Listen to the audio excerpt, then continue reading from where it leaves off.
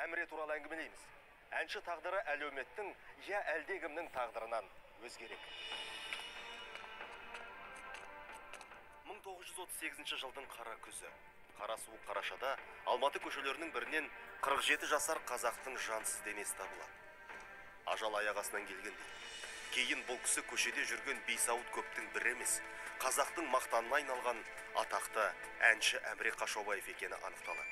Алайда оның қалай қайтып ажал құшқаны көпке дейін көптің көкейін тескен құпия болып қалады.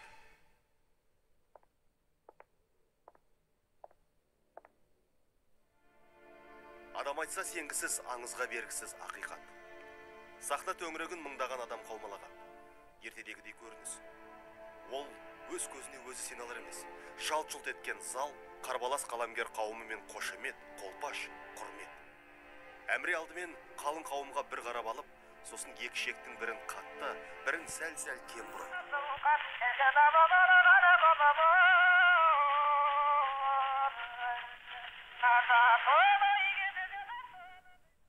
Әміренің дауысы бірде тауда жаңғырған найзағайдай күркіресе, енді бірде туған жерінде баяу тербелген бедегедей баяу шықты.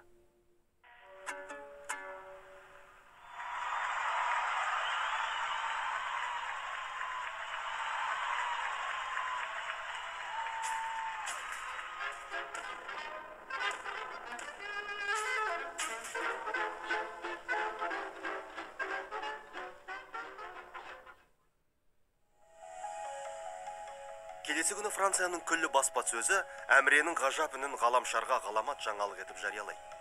Сыншылар оны Энрико Карузо мен Марио Лансаға теңеді. Нәзік әуен біздің кең дала мен көкжиегі көрінбейтін поэзия әлеміне еріксіз жетеледі деп жазады. Этнографиялық ансамбльмен ол 11 концертке қатысып, ағаш аяқ, 3 дос, 2 жирен және сүйікті әні Балғадиша секілді әндерді орындайды. Париж халқы қазақ фольклорының қуатына қайран қалып, екі шектің құдіретімен әуелеген Әміренің даусына тамсанып, таңдай қағады. Оның эксподан ел мерейін асырып келетінін ешкім күтпеген. Тіпті әншінің өзі де сенбеген.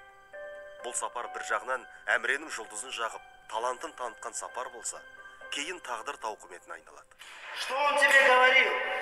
Что он тебе передавал? Отвечай!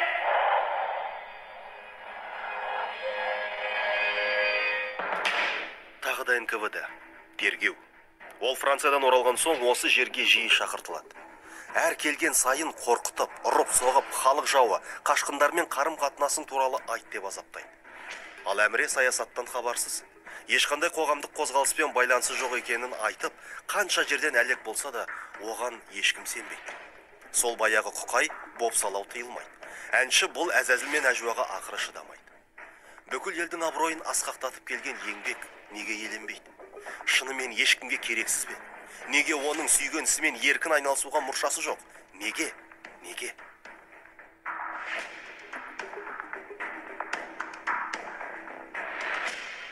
Операға дайындық жүріп жатқанда Әміре барыпты Брусиловскийге. Дайындық жүріп жатқанда енді қайтыс болмай тұрып барады ғой енді. Сонда енді Әмірені анандай күйге жеткізген ғой. Енді жасыратын түгі де жоқ, жаңағындай. Арақтың иісі шығып тұр дейді денесінде. Түрдеген кеткен дейді, былай қарағанда. Жанымда менің жанымда Әміре тұр. Кешегі Франциядан айтқан Әміреме мен өзім сенбей тұрмын деп Брусилов солай жазып кеткен. Көрдіңіз бе? Сонда Әмірені сол күйге жеткізген, көрдіңіз бе? Ол Әміренің ешқандай кінәсі жоқ. Үйін еш рұқсатсыз тінтіп, еш нәрсе таба алмаса да, контрреволюцияға еш қатысы жоқ Иса Байзақовтың екі өлеңін алып кетеді. Неге тінтті? Чекистер Әмірені не үшін әурелеп әлек? Жауап жалғыз.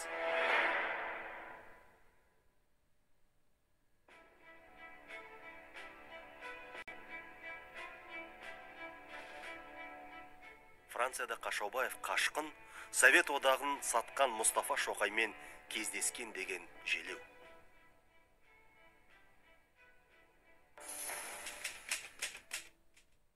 Әміре Қашаубаевты тергеу протоколынан. Біз Парижге 1925 жылы маусым айының ортасында келдік. Делегация құрамында 14 адам едік. Қонақ үйге орналастық. Екінші күні бөлмеме Мұстафа Шоқай келді. Таныстық.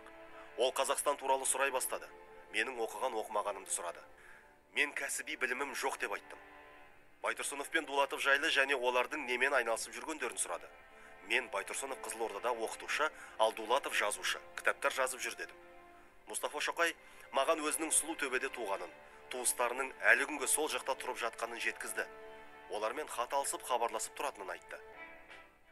Әміре Мұстафамен кездесуге неге барды? Бұл сауалға жауап таппай, әншіден саяси әрі партияға қарсы ілігіздеген чекистердің ісі бос әуре. Өйткені Әміре саясатта әуесі жоқ, совет билігінің қас жауы болам дегенді әсте ойламаған. Ол тек еркінен тыс, отаннан жырақ жүрген жанға ашық және ақ көңіл адамгершілік қана танытты. Бар болғаны осы. Парижде Мұстафа Шоқаймен кездеседі. Қазақтың салт дәстүріменен қонақ етеді, қонаққа шақырады. Шақырғанда Савой дейтін Париждің ортасындағы үлкен бір керемет, қымбат мейрамханаға шақырады. Жанында Мұстафа Шоқайдың өзі зиялы қауымның өкілі ретінде сол жердегі Париждегі француздарменен көп араласқан кісі Ромен Роллан, Анри Барбюс сияқты жазушылар да болады.